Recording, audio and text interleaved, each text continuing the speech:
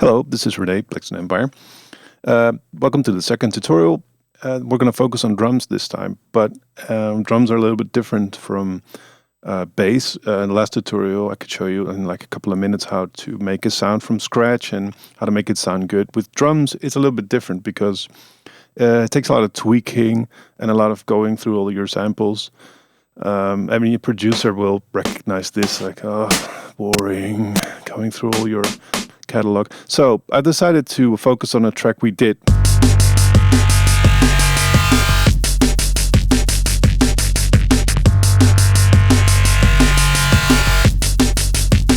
All right, so that was the very beginning of Dawn of a Dark Day we did with Foreign Beggars for our last album. The start of point was just an old loop, cut up and only used the snare and kick. It's actually two old loops, both of which didn't have any good hi-hats or rides going on, so we just used the kicks and the snares. Boosted the bass a little bit with this plugin. And a bit of compression.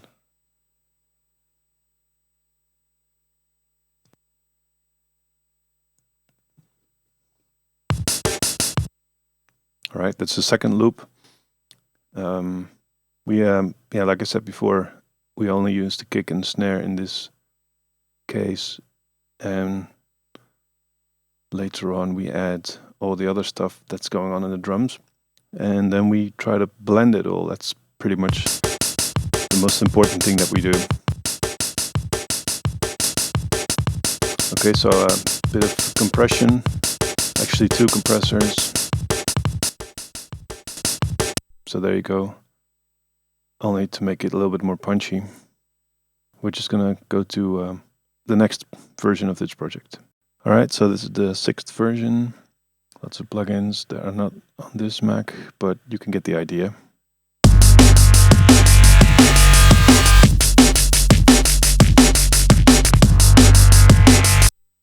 All right, so it's sounding a little bit different. I think we added some different loops to this one.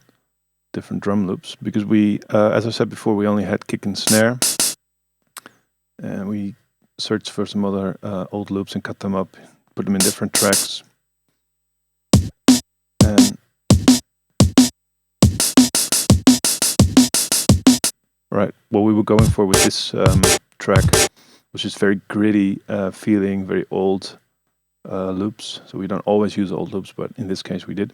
All right, let's go to the next version of this track. Okay, so here we are. This is version 12. Still just 8-bar loop, just adding stuff at this stage. As you can see, we have separated all the kicks and snares into different channels. We have the two from old loops in the top there. And we added battery snares, or snares in battery, and kicks in battery. We have the sidechain kick that is not going to any bus, so it will just be used to trigger the sidechaining in the bass group and the hi-hat or the ride, I think. Okay, so these are basically. Oh, this is the shadow kick part. Yeah, and it's flexible because you can make it longer there as your normal kick or shorter. So it's just a little bit better to use, we think. All right, so those are the 3 kicks. And 3 snares. And this is quite a useful plugin, the Sonoxys, because it's sort of in between a compressor and an EQ. Because normally what an EQ would do is, if you set it to a certain frequency to add a couple of decibels, it will always do that, but this plugin will allow you to react on the incoming signal. So you can have it do more or less depending on the signal that's coming in, and you can give it attack and release as well, so you have a little bit more flexibility. And this is a very cool trick to add a lot of boost a lot of frequencies where you need them in the snare. For instance, snare always needs to be between like 200 and 300 to give it a lot of punch. So you give it a lot of resonance. So it's creating quite a dip now, but as a signal will come in, it will boost it. And yeah, these all needs to be set according to the material that you have going in. Slightly slow attack and long release, because you need that strong feeling of a long snare. All right, so there you go. That's quite a good plugin to have.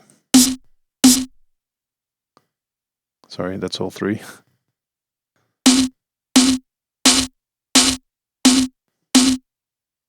Okay, so you see and hear what that does.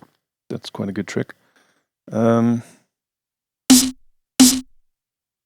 yeah, a big part of our drums is always layering, and that takes a lot of time. It's too much for any tutorial to show you exactly how we do it, but you have to make sure that the tuning of all the snares are compatible, so that they all have sort of the same resonant frequencies, or at least complement each other. So of course you can always have an octave higher if you have like a little clap on top.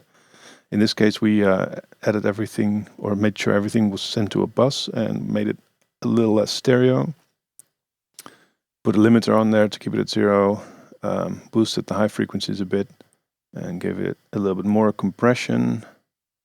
Set to 2.33. It's fairly mild, but it's, everything has been processed before. So this is just to make sure they all sort of blend in together. And the whole channel is going to another channel. That's not something we always do, but in this case we needed it because the bass was so heavy that we actually needed more of the resonant frequency, which was about, you saw that before, like 244 hertz. And in this case we added not an EQ to the main channel, but we did it on a separate bus, so we could better set the volume this way and made sure that it wasn't going too crazy. So in this case we made quite a dramatic peak.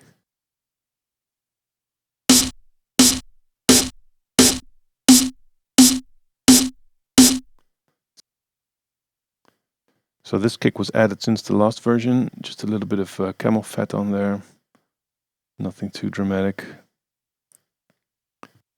I think we boosted the low frequency here, give it a bit of resonance. That's something we sometimes do, like boost frequencies that you don't actually want, but you need the distortion down there, so we boost it first and then take it out here.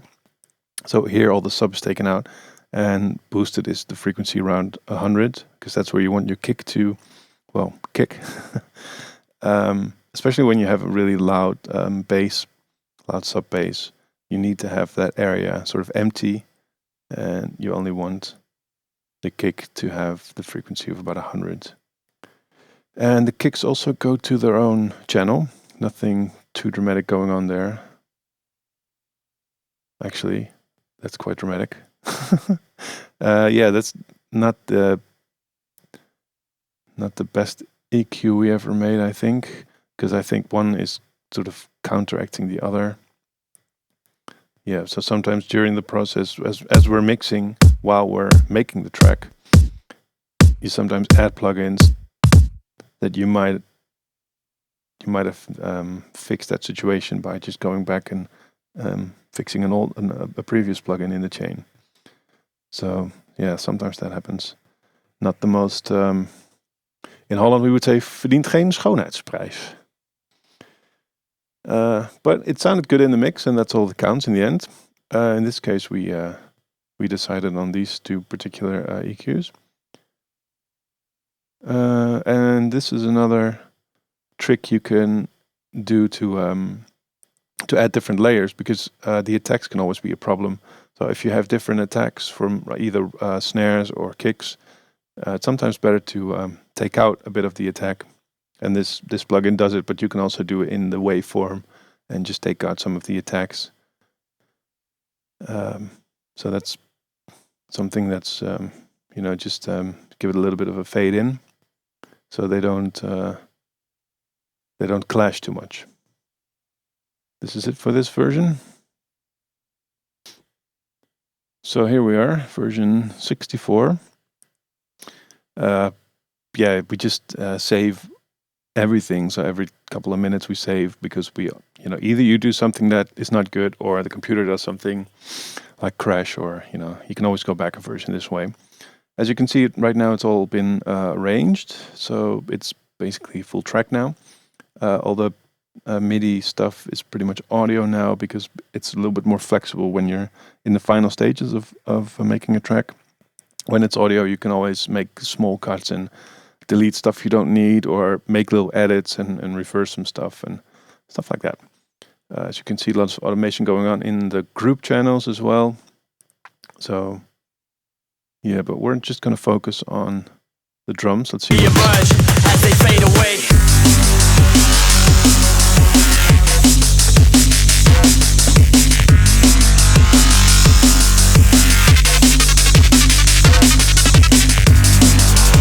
All right, so pretty gritty drums. By now, all the separate kick drum channels have been rendered into one to make it more manageable.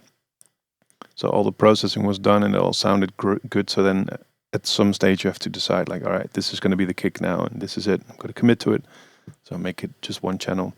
There's no processing on the channel anymore because it's all been done before. And this way, if you have all your kicks processed, then you can always, if you make a tune in the future and you think, oh, I might use that kick again, you have it neatly in that folder. Another thing we did with this one, we made a separate bus for the entire drums to go through, because we needed a little bit more filth, and in this case we added some tube emulation from the Nomad Factory guys. Sounds really good, but we only use this part of the plugin, just standard settings, don't touch the rest,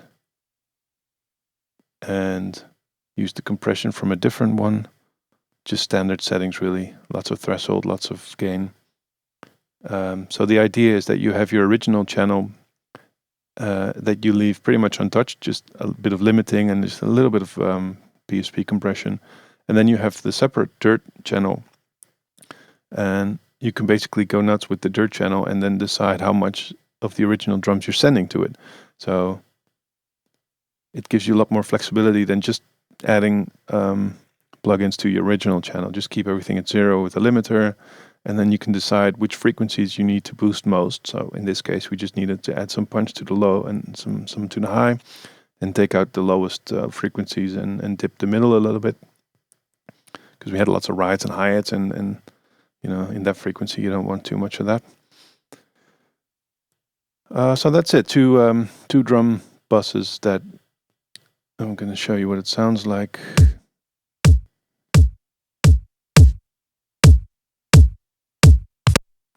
Right, but we need more than... So, this is the... Yeah, so that makes quite a lot of difference. Quite a big difference. So here's the compressor with the sidechain enabled. Because it's a separate ride, so you want that feeling as if it is in a loop. So you want the kick or the snare or both to make it dip in volume. So you get the idea of an old vinyl loop, basically. We took out a lot of frequencies because, it was getting to be a bit too much at high volume. So we made it slightly friendlier with those. Really only very low settings on the compression. Just that's about it. So on the limiter, on the master channel, we don't actually do a lot. We just have really low settings for the PSP, which we sometimes use, not always. Add 2 dBs of highs, just in this case, because we needed a little bit of exciter. And add some stereo width, obviously most in the high frequencies, and nothing in the low frequencies. And just keep everything at 0 with a limiter. And we use a span to get some visual, so you can see what's going on. And as you can see, the snare is making quite a big dent here at the frequency of about 250. So this is really, you don't only trust your ears, but try to get as much visual feedback as well. We also have spectrograph, which gives you even more information, I think, because you can sort of focus on the colors. and you can see where the most important frequencies of that sound are. And especially when you're layering different sounds, different snares or kicks or whatever, you can see where all the frequencies are, and sometimes it's difficult to hear. So if you have different snares, then you all want them at around 200 to have the most punch, and spectrograph is really a nice way to see what you're doing. Okay, so that's about it for this tutorial. It's I hope you saw something that you found interesting. We always do things in a different way in a different track. So this is just one track, obviously, just one example. And we don't use all those things that I've shown you, and we use sometimes different tricks, but it just depends on the track. So I hope you have some tips now for creating your own drums, and yeah, we'll do some more tutorials in the future, and let us know what you like and don't like and want to hear in the future. So that's it for now. Thanks for watching, and bye.